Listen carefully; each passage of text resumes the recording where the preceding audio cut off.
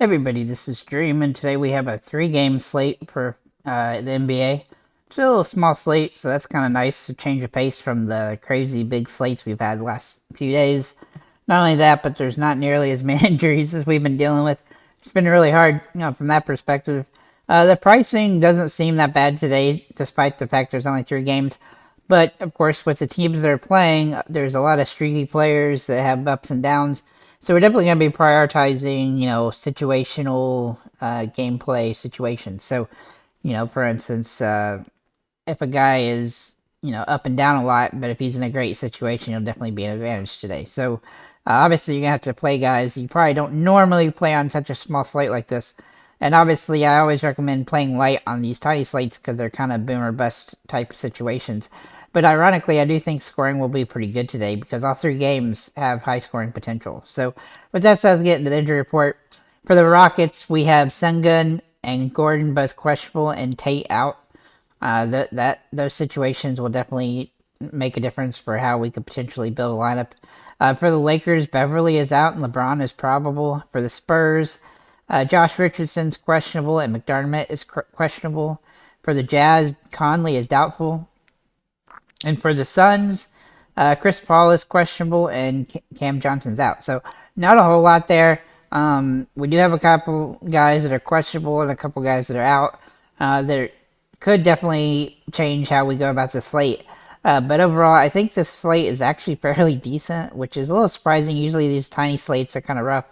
But I felt like I found a pretty good amount of value and some good players overall that we could utilize. So let's go ahead and get into the guards here on DraftKings rather.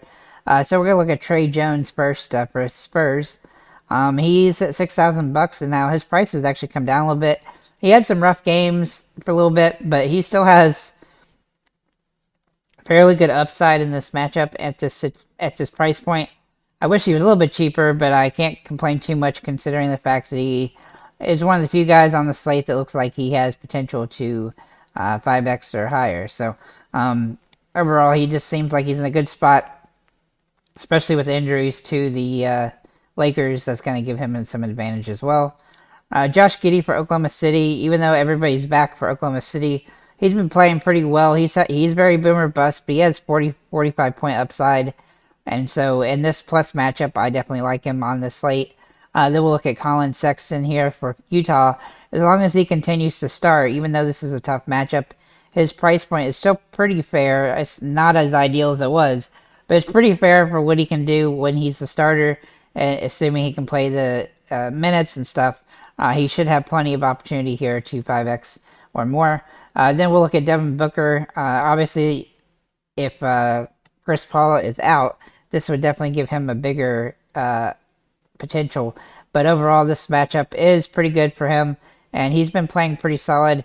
A little up and down game to game, but overall, he is somebody that has good upside in this particular matchup.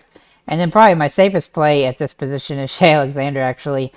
He's been extremely good all season. He's had a couple games that are off, but this is a good plus matchup for him, and I expect him to continue. Even though his price point is pretty high, which we expect it to be, he's still going to be somebody that's viable on the slate, just for a pure point perspective. Then we'll look at Keldon Johnson here for the Spurs. His price has actually come down because his minutes have been all over the place the last few games. Something to do with illness or injury and stuff. So, the Spurs have been all over the place. But this is actually the third game against the Lakers the last couple of days, and he should have some good opportunity in this game to have a good game. And so I do expect him to kind of come through here.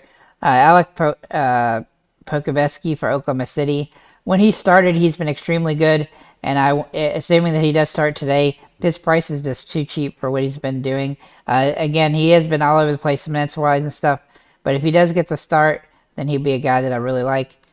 Jared Vanderbilt here for Utah actually has been very streaky up and down all season long, but his upside is very high, and even though the matchup is somewhat tough, he's in the one position in the power forward spot that's a little bit easier compared to some of the others against Phoenix, and so I do think he has some upside potential on this matchup, but he is certainly not super ideal.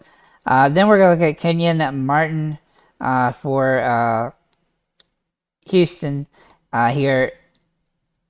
he has been playing as a starter. He's started only a few games, I think 5 games on the season, but he's been very good in 4 of those, and even in the 5th one, it wasn't terrible.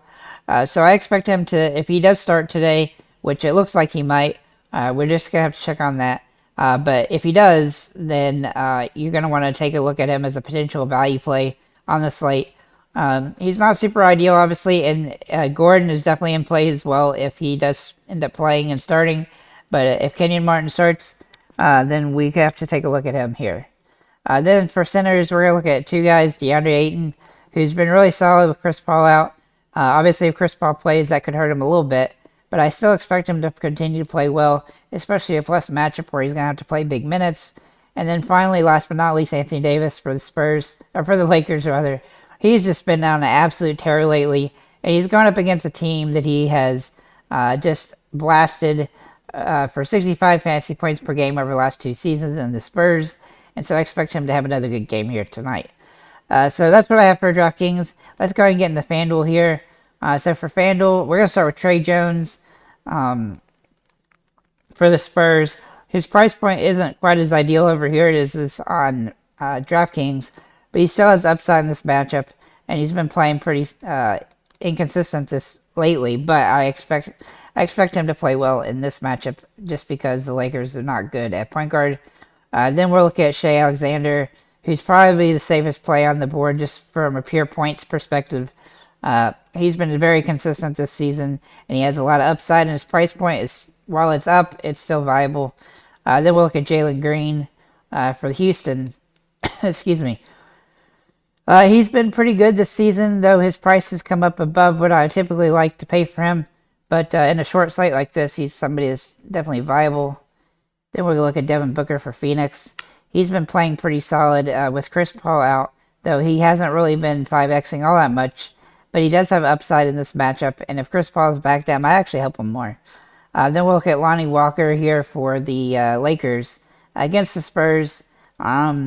He actually seems like a pretty good value play, especially with Patrick Beverley out.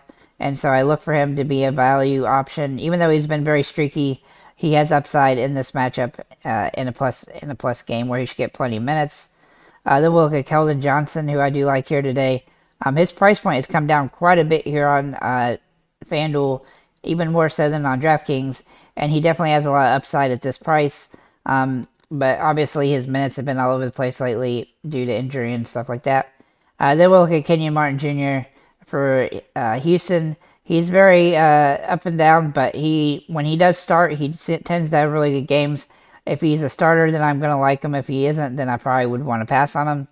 Then Kelly Olynyk for the Utah Jazz. His price point is a little bit cheap for what his potential is, and he's been pretty good lately, though you do have to be aware that he does have some consistency issues, and the way that Utah plays at that position is kind of all over the place.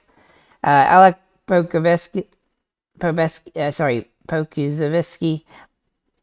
he's been extremely good for Oklahoma City when he starts, and his price point is pretty fair. As long as he ends up starting today, he'll be somebody I take a look at on this particular slate.